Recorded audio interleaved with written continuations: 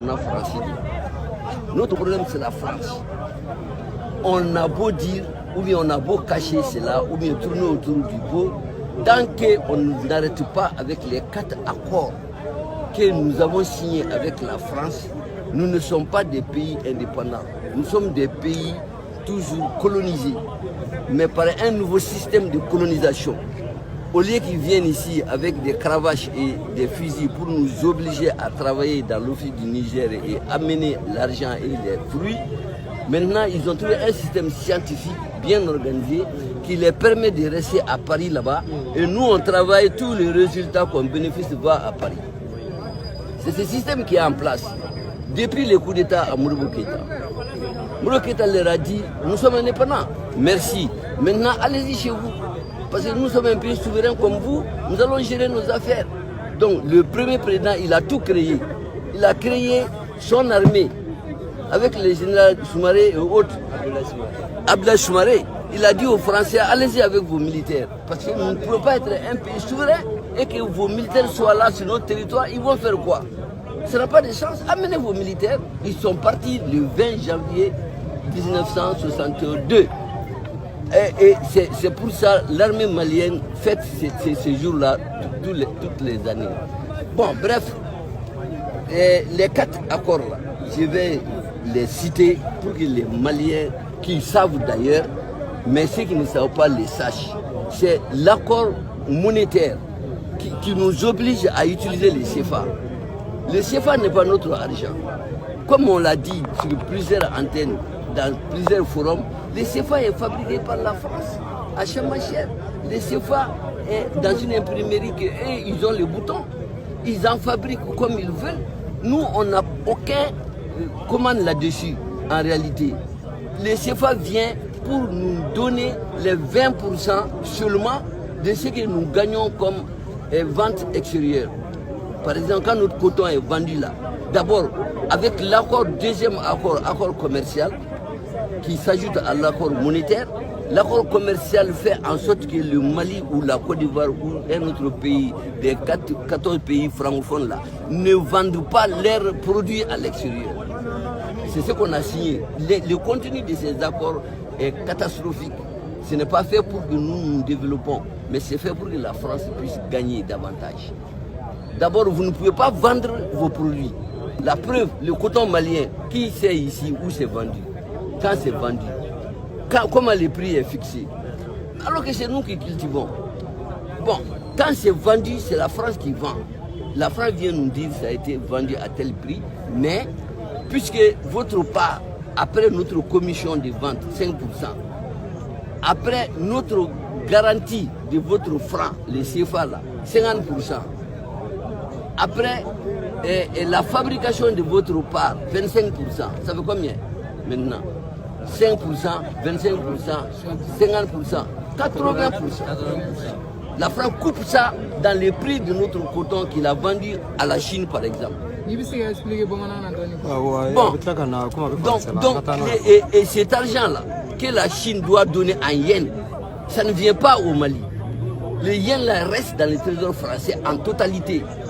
Les 20% qui restent, qu'ils estiment être pour nous, ils vont dans leur imprimerie à Chamacher, ils font ces billets, n'est-ce pas, de CFA, cette monnaie de singe qui ne leur coûte rien que quelques feuilles de papier, et puis voilà, le CFA de 20% est milliard temps et on le donne au Mali, c'est le prix de son coton. Et vous imaginez? Et c'est comme ça hein, depuis 60 ans. Non, pas 60 ans, parce que Modibo Keïta, il faut couper les reins de Modibo Keïta. 8 ans. Donc Modibo Keïta avait refusé ça justement. Il a fait notre franc, le franc malien. Et nous avons vécu pendant 8 ans. On n'est pas mort.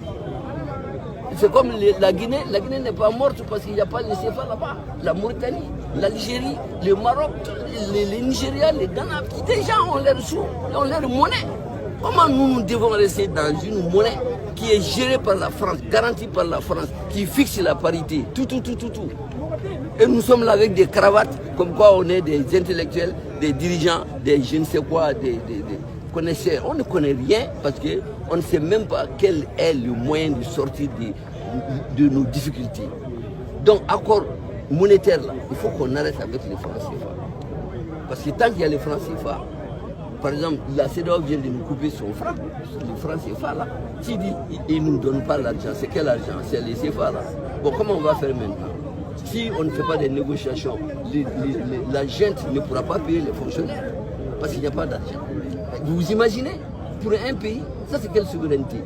Si on avait notre franc, est-ce que la CEDEAO ose nous parler de couper l'argent? Mais c'est ça le pays. Bon, donc il faut qu'on quitte les CFA. Parce qu'à détail, il faut qu'on quitte l'accord de défense. Qui d'ailleurs dans lequel on n'est pas rentré depuis que Mourou a créé l'armée malienne. C'est avec ces messieurs Ibika là qu'on a signé cet accord tout récemment. L'accord de défense veut dire quoi? L'armée française sera présente au Mali, elle va où elle veut, quand elle veut, et quand même elle tue un Malien, le soldat en question ne sera pas jugé. C'est ça l'accord de défense. Et la France peut également, sous cet accord-là, exiger que nous ne fassions pas certaines actions du point de vue défense ou sécurité. Parce qu'eux, ils sont renseignés, et ils ont les moyens, donc nous, on ne doit pas faire certaines choses. C'est ainsi qu'ils ont bloqué nos avions et nos armements pendant tout ce temps de Ibeka. C'est après le putsch qu'on est parti casser les magasins, prendre les armements et aller combattre les djihadistes tout récemment. Du putsch à aujourd'hui, il paraît tué plus de 700 djihadistes. Avec quoi? C'est avec les armes qui étaient là-bas. Que la France avait interdit l'utilisation. On va nous dire que les avions sont cloués je ne sais pas moi, on nous a floué les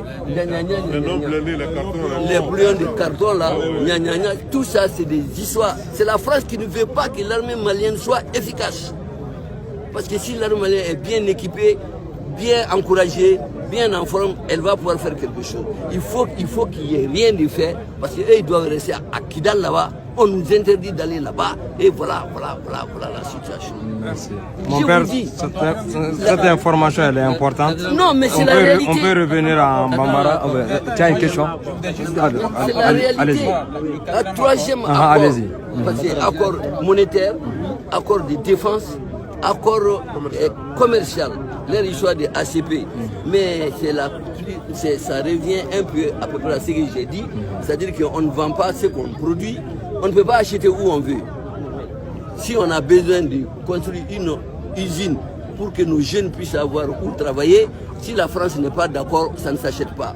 Parce que là où tu vas payer au Japon par exemple, tu n'as pas l'argent japonais, c'est ça les devises. Les devises restent en France. Nous, on n'a pas de devises. On n'a que le CFA ici, dans notre banque centrale. Et notre CFA n'est reconnu nulle part. Même à Paris, ça ne se mange pas. Vous vous imaginez, à Paris, le CFA ne se mange pas. Non, mais c'est incroyable. Et nous, on reste avec ces CFA. On va se réunir dans les salles, on va tourner sur de faux problèmes. Les vrais problèmes sont là, on n'en parle pas. Donc, il faut qu'ils parlent de ces accords-là.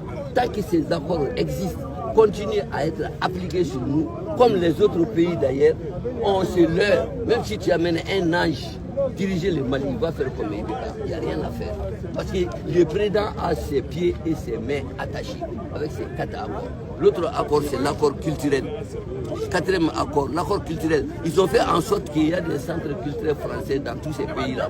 Ils sont là pourquoi? C'est pour pouvoir influencer sur notre éducation, transformer l'esprit de nos enfants. Vous qui réfléchissez français du chemin, vous n'avez pas la même mentalité que moi. Parce que moi, je suis un élève de Modibo Keïta. J'ai été formé pour ma patrie. J'ai été formé pour me battre, sentir le poids de mon pays sur mon épaule en tant que Malien. Donc, avec cette formation, j'ai un autre cerveau. Vous êtes formaté, votre cerveau est formaté. Vous ne pensez qu'en français. Vous ne pouvez même pas comprendre. Si on vous dit pensez à votre pays, soyez patriote, ne faites pas ça parce que ça n'arrange pas les Mali. Non, vous ne comprenez pas ça. Vous comprenez ça quand vous finissez vos études, vous vous rendez compte qu'on n'a pas créé d'emploi pour vous. Ah, voilà le problème. Est-ce que ça c'est imaginable? Des dirigeants qui font des enfants, ils les instruisent, ils les donnent des diplômes, ils ne savent pas où les employer.